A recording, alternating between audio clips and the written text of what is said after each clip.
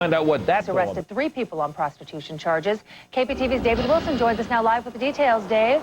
Yeah, Shauna, we were at the G Creek rest area along Interstate 5. This is where police arrested those 3 individuals for prostitution last evening. And then just this afternoon, they arrested 2 men, or they caught 2 men having sex in broad daylight right out here in the open. One of the men got away, and they arrested the other one. Now, right back here, just moments ago, back here at this car, if you can see it, there is a man on the ground, sitting on the ground. They arrested him just 3 minutes ago, and this man, too, will probably be charged with prostitution. Police say they are cracking down on this. For some, this rest area along Interstate 5 is much more than just a momentary break from a monotonous drive. They offered money for sexual acts. It's a place of prostitution. In both cases, the suspects talked to the officers, asked them basically what was going on, how things were going, and whether or not they were interested in some action. The investigation at the G Creek rest stop, located 11 miles north of the interstate bridge, began earlier this summer after Oregon State troopers received numerous complaints regarding lewd behavior. Investigators found 24 pornographic pictures taken at the rest area and posted in nearby restrooms. And then yesterday evening, police say 2 men, 51-year-old Kenneth Krasner of Seattle and 54-year-old Ricky Burnham of Rainier, both approached 2 undercover male detectives and attempted to buy sex. There was an offer for exchange of money in return for the sexual actions that were promised. And then an hour later, an undercover trooper arrested 35-year-old Pia Gitmore Balfour of Portland for soliciting prostitution. To me, a rest stop is a rest. Long-haul truck drivers such as Don Estrada say some rest areas have a reputation for prostitution. You want any company or a date, or usually a date, and also, no, I'm not looking for no date. Around the country, there'll be some places that all the drivers know, oh, if I stop there, maybe I'll get some action there, you know. Trucker Stephen Wheeler says prostitutes can be so bold as to solicit customers over CB radios. When I hear it on the radio, it's usually like their phrase is commercial company. Back here live at the G Creek rest area just north of Vancouver, and you can see where police, Oregon State troopers, have arrested 1 man, probably in connection with prostitution. They are running sting operations out here after they arrested 3 people last night in connection with prostitution as well, and then another man this afternoon. Now, despite all this, police say these rest areas up and down the I-5 corridor are still very, very safe, very low incidence of crime. We're live in Clark County. David Wilson, the 10 o'clock news. The 2 men Dave mentioned were cited and released. The woman was taken into custody because she ran from troopers. Fear and anxiety grip the Washington, D.C. area as everyone waits to see if the serial sniper will attack again. It's been 2 days now since the killer claimed his latest victim, an FBI employee, a wife and mother, outside of Virginia Home Depot. That brings the latest number of shooting deaths up to 12, all of the victims killed around the Washington, D.C. area. Investigators aren't slowing down their hunt for the sniper. With the public's help, detectives are slowly piecing together a better look at the killer. Fox's Mike Emanuel joins us from the investigation headquarters, Rockville, Maryland. Mike? Go ahead, Mike. Are you there?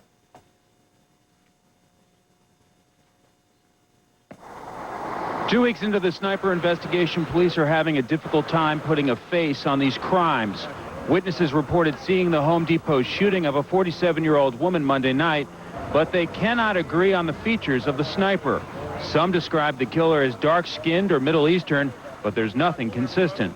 Fairfax County Police have worked with their witnesses, and unfortunately, because of darkness and distance and perhaps, excitement and adrenaline at the time, they're unable to come up with a composite. Police say the only common denominator from eyewitnesses so far is the sniper is a man, and they say they're not ruling out the possibility there is someone helping the shooter. The painful reality, though, is police may need to wait for another attack to get better information, so cops are advising the people here how to be better witnesses. Commit what you saw to memory. Have a pen available on your person, and if paper is not available, write it on your hand. Remain on the scene in a safe place until police arrive. Do not allow other witnesses or the media to contaminate your memory. Do not compare or discuss what you saw with another witness. As the people in and around Washington, D.C. wait for police to find this killer, some folks are changing their routines for safety's sake. I've been looking over my shoulder a little more when I go to the gas stations and things like that. I probably haven't gone out as much as I would have. I haven't changed anything because I'm not going to let anybody to change the way I live.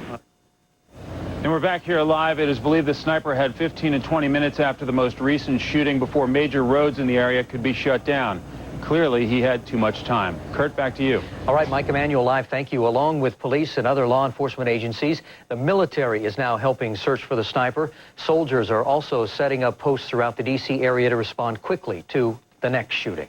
So what kind of person is pulling the trigger? Randy Blazak is a professor in the sociology department at Portland State University. He says the person behind these sniper attacks probably has a history of violence, perhaps was even an animal abuser, and this sudden burst of violence may stem from a traumatic event in his life, like losing a job. But he says he's confident police will stop the sniper one way or another. The good news, if there is any good news that we know about these types of killers, is they do get more brazen each time. It is sort of like a game that they're playing with law enforcement, with the media, and sooner or later that leads them to become careless and get caught, which may be part of their plan as well. Professor Blazak also says the sniper is probably well aware of the fact that his luck will eventually run out and may even commit suicide before he's ever caught. Well, psychologically speaking, the D.C. sniper and similar killers might be affecting us in ways we've not even thought about. For instance, video games.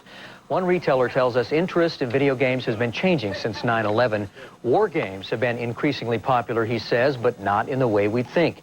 Instead of playing the once popular bad guy, video game salesman Dave McCloskey says his customers are buying games where the good guy takes down the bad guy. I think it's more patriotism, and people want to hunt the bad guy now. And if they can do it in a game, if they could go to Virginia, I think they'd go to Virginia and do it, but if they can't, they want to do it in a game. McCloskey says sniper games have been popular long before the first shooting near Washington, D.C. And keep it right here for continuing coverage of the serial sniper. We'll have the very latest tomorrow morning on Good Day Oregon, then right back here on the 10 o'clock news. Kip Kinkle won't be getting out of jail anytime soon. A state court upheld his sentence of 111 years for killing his parents and two students at Springfield High School in 1998. The Oregon Court of Appeals rejected the argument that Kinkle has an excellent chance of being reformed and should be allowed to return to society where he's no longer a threat. The court said both the seriousness of Kinkle's crimes and the incurable nature of his mental illness make it necessary to keep him away from the public. It's been 2 days since an empty boat was found trolling in the Columbia River. Donald Larson owned the boat and is believed to have fallen into the river Monday night. Larson lived by himself and sometimes fished by himself. The boat was found near the Chinook Landing. Searchers spent the past couple of days looking for Larson in the water and along the riverbank. They even dragged the river for him, but no sign of him. A youth soccer coach is facing sex charges and still missing tonight, 2 weeks after he skipped out on a court date. 61-year-old Lawrence Cohen vanished October 1st while on bail. When police searched Cohen's Lake Oswego home, it was empty. Eventually, they did find Cohen's wife and son living someplace else. Cohen was supposed to stay in touch with his lawyer and surrender his passport. He was arrested a year ago in September, charged with molesting 2 former players. 5 high school volleyball players in one Oregon town are suspended tonight for playing a prank on a rival school. It's happening in St. Helens. Tonight, the girls and their parents are protesting. They say the punishment does not fit the crime. KPTV's Jamie Wilson joins us now live from St. Helens with more. Jamie? Well, Shauna, a protest just wrapped up here a few hours ago, and not only are these girls suspended from volleyball, but also all of the homecoming activities. And the girls and their parents say other athletes have gotten away with much worse. But changing their punishment would mean changing policy.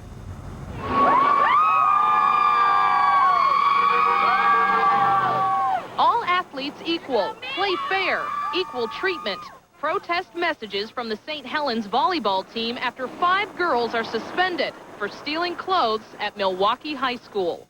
Yeah, it was like all this stuff in Lost and Found. There was just these sweaters, and they said Milwaukee on the back. We're like, ooh, like kind of like a rivalry prank kind of thing. The players are banned from 3 volleyball games and all homecoming events. Or I can't go to the homecoming dance at all. Senior Elise Wyndham was kicked off the homecoming princess court. She says male athletes, football and soccer players doing drugs and alcohol have not even faced the same punishment. Yeah, I mean, if they're going to treat, if they're going to go by the policy so harshly, then they should do it for all sports, and they haven't been. The school policy says if a student with drugs or alcohol admits to it, then joins a treatment program, that student can still play sports.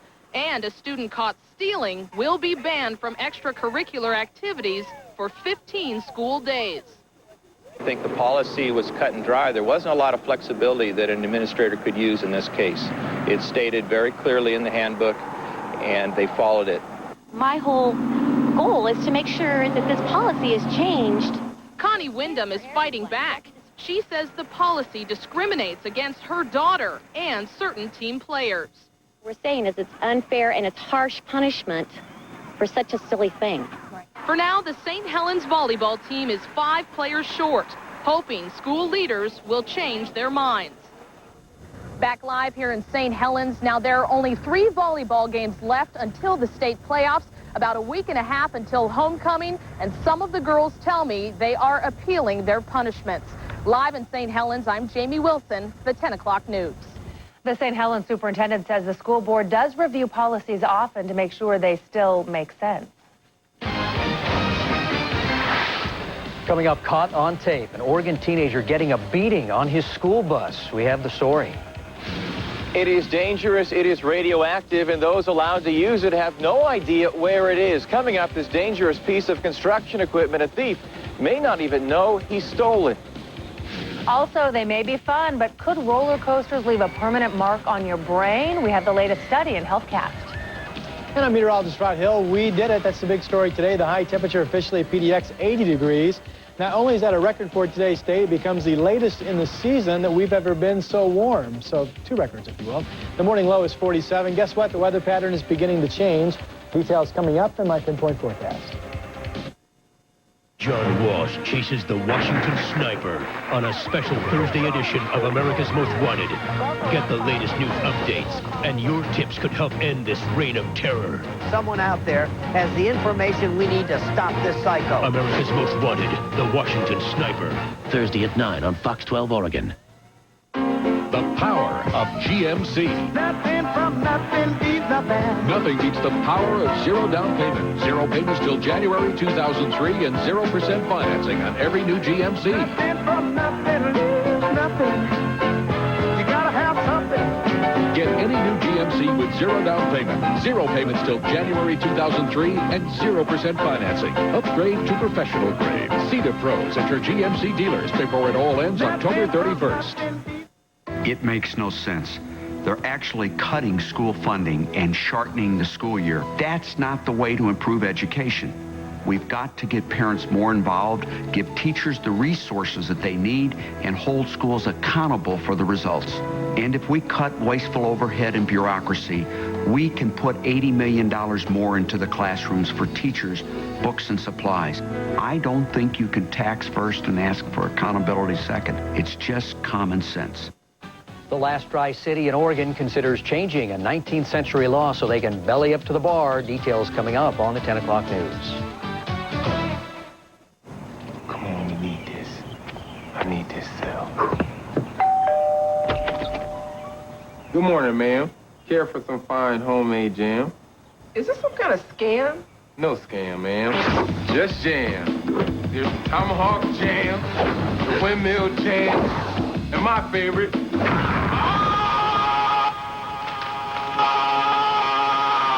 the monster jam.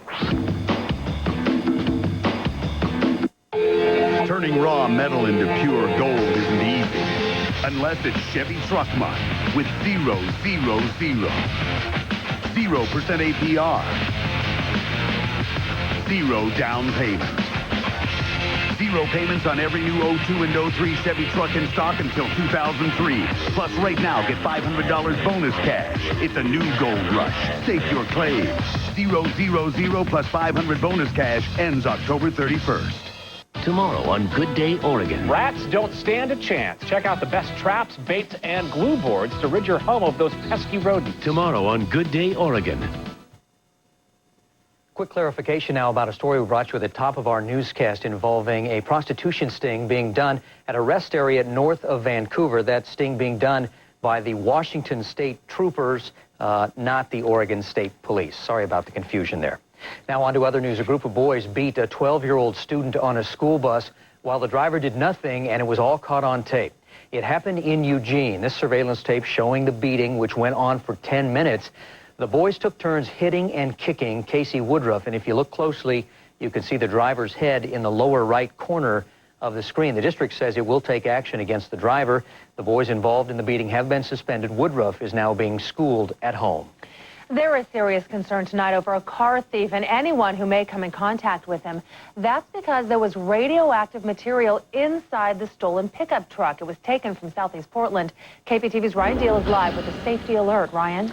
Well, Shauna, it is almost impossible for this device to be dangerous to many people at one time, but it could be dangerous to anyone very close to it. We're talking about a moisture detection gauge. It was taken along with a pickup truck in this area of 118th and Alder in Southeast Portland. We want to give you an idea of just what this device looks like. This video taken a month ago when another of these went missing. These state-regulated devices are commonly used by construction companies to determine the density and/or depth of ground or pavement. Again, a radioactive element inside, if taken out, could be dangerous. Levels drop off very quickly. If you move from 1 foot to 2 feet, double the distance, you drop the radiation by 1/4. So it drops off very fast as you get away from it. It's just if you get anywhere close to there with your hands or anything that you can get burns to your hands and or whole body exposure.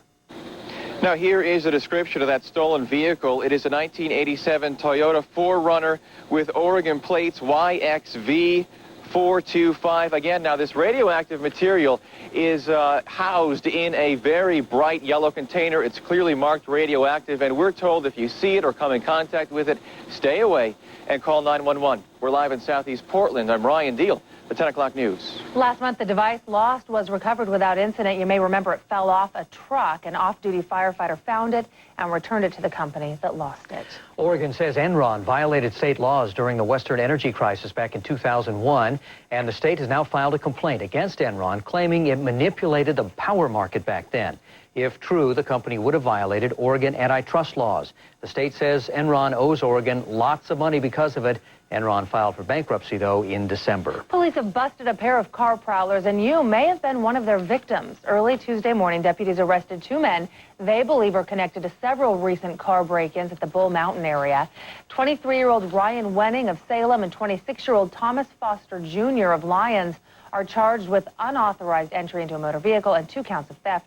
If you have any information in this case or you think you might have been a victim, call the Washington County Sheriff's Office Records Unit at 503-846-2524. A 38-year-old man is tonight's Fox 12's most wanted. Jeffrey Haskell is charged with violating probation. Portland police also want to question him regarding another investigation that they're not willing to talk about yet. Haskell is known to use the name Jeffrey Allen Head and David Mangenta. He has several tattoos, a bulldog on his right arm, and the word Jory, J-O-R-Y, on his left arm. Crime Stoppers is offering a cash reward for information leading to Haskell's arrest. You can call 503-823-HELP. A Beaverton family says they will fight a decision that will force their family pet out of the house, even out of the city. In a unanimous vote on Monday, the City Council approved a ban on alligators in Beaverton. A final vote takes place next week. Council members fear the alligator or any other alligator allowed in the city might become too big and too aggressive to handle. But the 15-year-old boy who owns the alligator and his mother say they're being unfairly targeted. They are thinking about legal action and plan to circulate a petition, but they are not optimistic the ban will be lifted. I'm saddened because I really don't want to get rid of my alligator. We have a place for him, but yeah. Nick Adams says they do have a safe place for the pet alligator outside of Beaverton. He didn't say where. He got the alligator 5 years ago from a pet store. A victory tonight for skateboarders in Oregon. An Oregon Court of Appeals ruling that a skateboard rider cannot be charged with reckless driving if they run into somebody. KPTV's Stephanie Fisher joins us from a skate park tonight with more. Steph? Well, Kurt, the decision tonight says that although a skateboard does have wheels, it cannot be treated like a car. Although I think you'd agree with me that if a skateboarder with someone on it was coming down this half pipe and ran into you, it'd probably feel like a car. But But if these guys aren't at the park, they're out in town, on the sidewalk, in the street skating, do they have to obey some laws? Well, the skaters say yes. Let's say you were doing this and you ran into someone. It happened in 1999 in Portland. William Smith was boarding on a downtown sidewalk when he went into the crosswalk and hit a person. He tried to take off, but a cop stopped him, and he was charged with reckless driving. This is driving, but is this? But it's a form of transportation, too, so I go to school, ride my board, and saves on gas. But Amy Meyerhofer laughs at the suggestion that her board is as dangerous as a car. You have so much control on a skateboard, it's unbelievable. And you only have to watch the skaters at this park to see her point. And when they take these wheels on sidewalks or streets, there are unspoken rules. I think if there's like a pedestrian, maybe they should just pick their skateboard up and walk by and get back on it. Ian McMartin always slows down when approaching people on the sidewalk and will jump into the street to give them room if there are no cars around. We're not that much of a threat to anyone, I don't think. These skaters say the days of board bullies taking over parts of downtown are over. Skaters are mellow now and more willing to follow the rules. If you're on the street skateboarding, you're big enough to know how to stop and stuff. While still young enough to enjoy the freedom of skateboarding. Now, these skaters here enjoying a night thanks to our lights. Now, when these skaters come out here, they not only abide by the rules of the road, but also, as you heard me say, the bicycles and the pedestrians. And frankly, I think these skate parks are one reason that they are more tolerable on the streets and on the sidewalks. This gives them a place to practice, a place to fall down, work it all out before they head onto the crowded streets where we're walking. Live in Beaverton tonight, I'm Stephanie Fisher for the 10 o'clock news. The Portland Department of Transportation says it gets more complaints from skateboard damage to property than with collisions with people. We've been told near misses with boarders cause anger, but few court cases like the one overturned tonight. Not a bad night in the Rose City. You're looking live right now at I-84 and 205. We set 2 records today. Rod will tell us about that and some changes in store for the Portland area. Details in the pinpoint forecast. Also, a giant sinkhole, look at this thing, is swallowing a community. In fact, an entire restaurant may now be gone. We have more of this incredible sight. And one of Oregon's last dry towns could be celebrating with champagne soon. The vote to bring alcohol to Monmouth when the 10 o'clock news returns. Come on, come on, come on, come on. Yeah, I'm still in the car. 10 minutes, an hour, I've got no idea. This is ridiculous.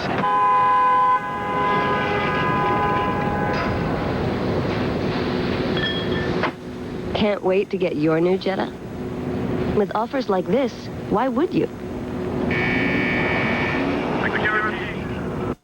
Keeping Portland a great place to live, Serena Cruz. As a county commissioner, Serena organized a gang prevention task force. Way to go, Serena! She led a regional panel to protect our drinking water. Way to go, Serena! Now Serena's running for city council with a plan to create jobs. She'll cut red tape and help small businesses grow. Way to go, Serena! And she'll fight for local funding for our schools. Way to go, Serena! Serena Cruz for Portland for city council. If you had the choice, would you select the gender of your child? Coming up, Northwest researchers believe they've figured it out. Which candidate for Oregon Senate has been effective in Salem? Bill Witt has been the primary sponsor of more than 25 new laws. Laws that improve education, bringing more funding to Oregon schools. Laws that bring more jobs to Oregon, enhance our environment, improve access to health care, and assist disabled and low-income Oregonians. Charlie Ringo has sponsored only one new law. When it comes to getting results, Charlie Ringo has simply been ineffective.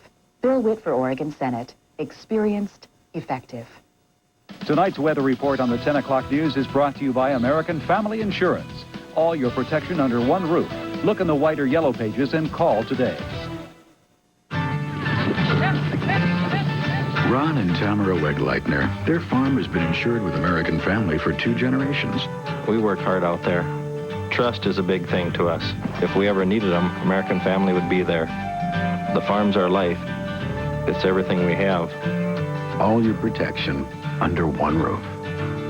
American Family Insurance. Look in the white or yellow pages for American Family. and call today. For most Oregon voters, the big question on November 5th is who will be governor, senator, or maybe member of the local school board. But in Monmouth, the Polk County town of 7,900, their number one issue on their ballot is revolutionary and unprecedented. KPTV's Jim Hyde explains. Monmouth is Oregon's driest town, not as in dusty, but thirsty. You cannot buy alcohol within the city limits. The only thing that this law does is prevents Monmouth citizens from buying that alcohol here. We make them go to another community. They take their money with them. John Oberst petitioned the issue onto the ballot, hoping to overturn an ordinance that dates from the 19th century, although repeals have lost badly 5 times since 1933.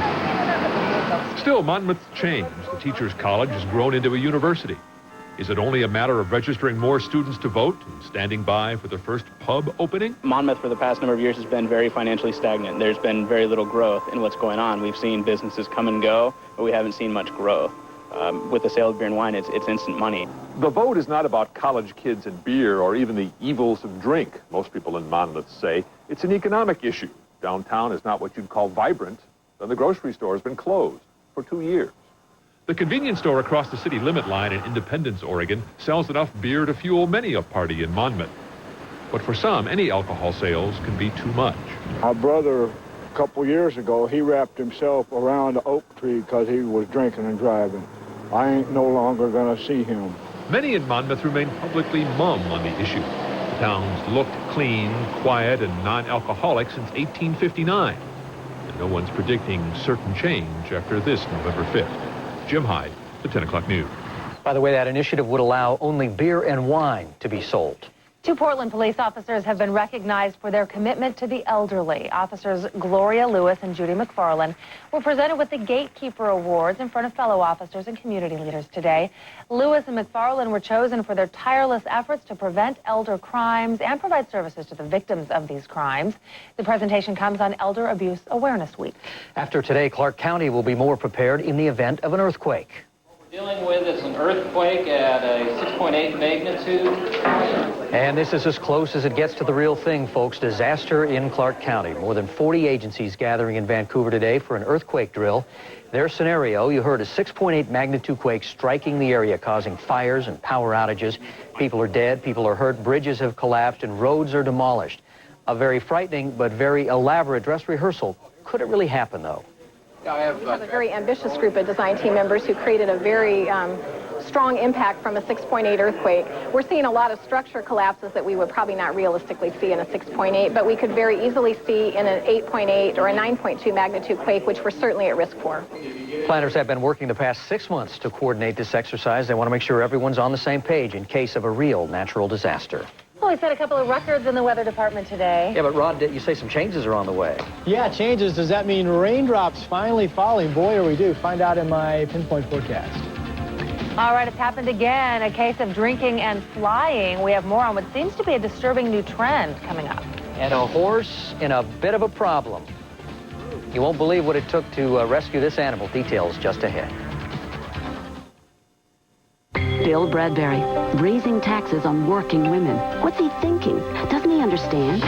Bradbury pushed for a new sales tax and voted 7 times to raise my gas taxes. He voted 11 times to raise my income taxes. Who has time for that? Gordon Smith, real tax relief for middle-class families, marriage tax relief, and $1,000 per child tax credit.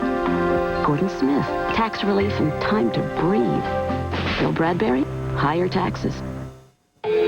Turning raw metal into pure gold isn't easy, unless it's Chevy Truck Mart with 0% APR, 0 down payment, 0 payments on every new 02 and 03 Chevy truck in stock until 2003. Plus, right now, get $500 bonus cash. It's a new gold rush. Stake your claim. 000 plus 500 bonus cash ends October 31st. A truck driver disaster coming up. An out-of-control semi leaves a messy trail before slamming into a shopping center. I've been reading about the governor's race. This guy, Kulangoski, he must think we're made out of money, but I'm on a fixed income. Kulangoski says he's taking the lead on higher taxes, that we still need a sales tax. I can't afford an 8 to 10% sales tax on top of everything else. Fortunately, there's Kevin Mannix. He'll hold the line on taxes. No increases, no new taxes. I think Kevin Mannix understands what we're going through. He'll move Oregon forward, and that's what we need. I'm Randy Leonard. I was born and raised in Portland, and I've been a Portland firefighter for 24 years. I love my city, but we can do better. Randy Leonard, real-world experience getting things done, fighting for school funding with audits for accountability and a real plan to help our schools. The only candidate endorsed by our classroom teachers. And Randy Leonard has rolled up his sleeves to create jobs and cut bureaucracy. That's Randy Leonard, something different for City Council. Our family has been farming for generations, and we've never seen anything as bad as Measure 27. Measure 27 would force Oregon farmers to use a complex, misleading food labeling scheme no other state requires. It would increase our production costs, increase food prices, and put Oregon food products at a huge competitive disadvantage. It would also cost taxpayers millions for more government bureaucrats and red tape. Please stand with family farmers and vote no on 27.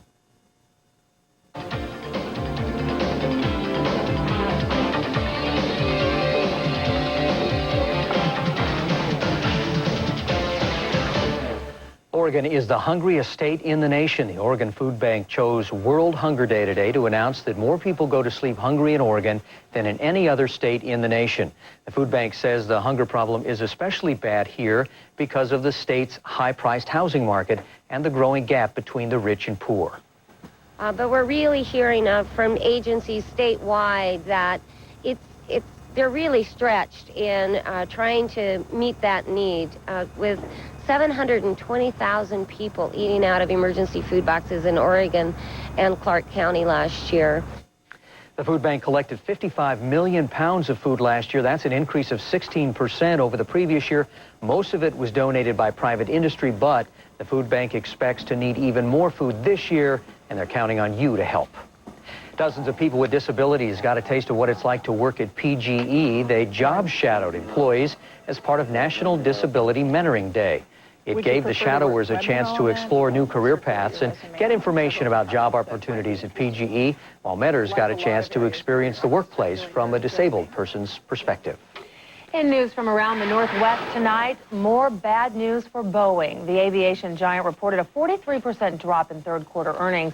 And Boeing chairman Phil Condit says even more layoffs are possible beyond the 30,000 expected by the end of this year. Some may be through attrition, and the workforce is unlikely to grow for several years. Boeing also lowered the maximum number of planes it expects to produce next year from 300 to 285. The Washington State Ecology Department is helping a prison clean up a diesel fuel spill on McNeil Island, but they aren't really sure where all that fuel went. More than 4,000 gallons of diesel leaked last weekend from a faulty shutoff valve for a backup generator. They say a small amount probably reached Puget Sound through the prison's wastewater treatment plant. Because of dry weather this fall, the wildfire danger season in Washington will last a little longer this year. The fire season typically runs from April 12th through October 15th, but this year it'll last 1 week longer. Loggers and anyone else working in the woods really need to be careful. Chainsaws and any other equipment that emits a spark are restricted, and deer hunters are encouraged to be extra careful with campfires. Several wildfires are still burning on the Olympic Peninsula. Some local school kids are helping to save a rare species of butterfly. You can't see the actual butterflies here. That's because they're still caterpillars, but those seeds you see the kids planting are the caterpillar's favorite food.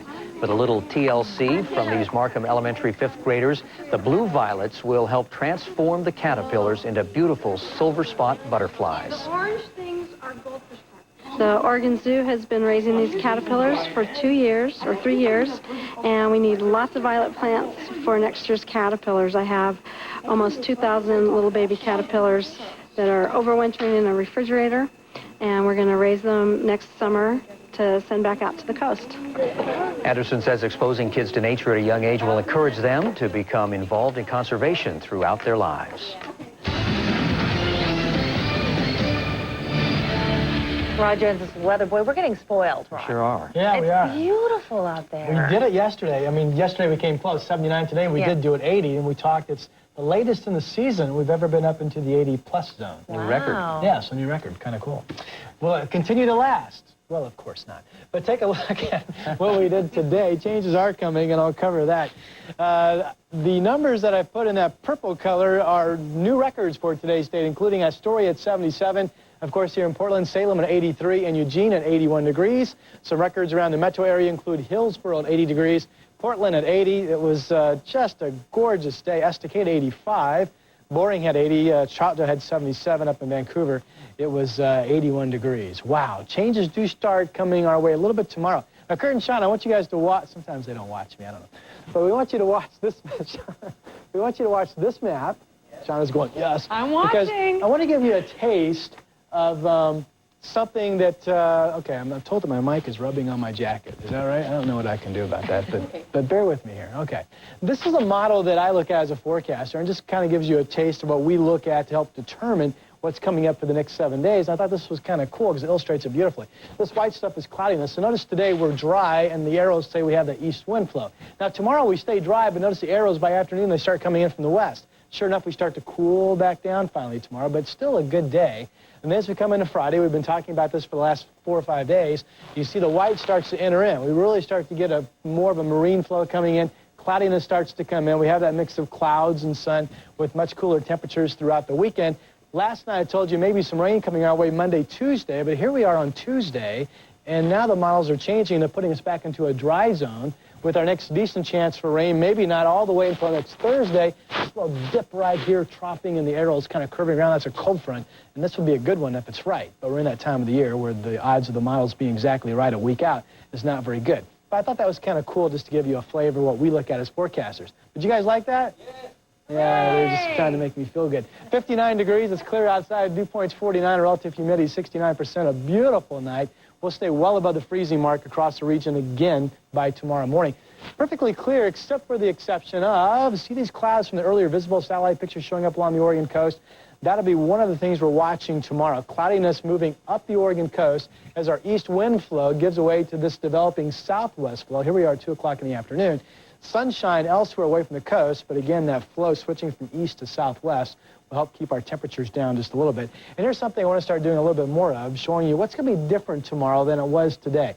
These clouds will be increasing northward along the beaches tomorrow, maybe not quite reaching up to Astoria until later in the day, and probably not Long Beach until a little bit later on. Don't see any drizzle or any raindrops from those clouds, but if you're going to the beaches, you won't see the sun right along the immediate coast. In the city, the big story tomorrow, winds will be fading away. If you live in a spot where you've had those gusty east winds as of late, shouldn't see that tomorrow. Maybe in the morning a little breezy, then the winds will really lighten up is what I'm trying to say. Big Bend in the Willamette River, and there's Canby. It'll be a nice day for you folks, 77 degrees, beautiful sunshine. Okay, the coastal forecast, the cloudiness increasing and thickening from south to north up the Oregon beaches tomorrow. So it will be a cooler day because of that, with temperatures in the 60s, still like 69. You folks will get some sunshine filter before the clouds really start to move in and thicken, I believe. And it will be later in the day before any thicker clouds move up to Astoria and Long Beach, so perhaps you still get up into the lower 70s. Longview tomorrow, 71. The Valley is another beautiful sunny day. Gorgeous weather. Winds will be lighter than they've been, and just a little bit cooler, but still above normal and still very, very nice. Salem, 77. Your morning low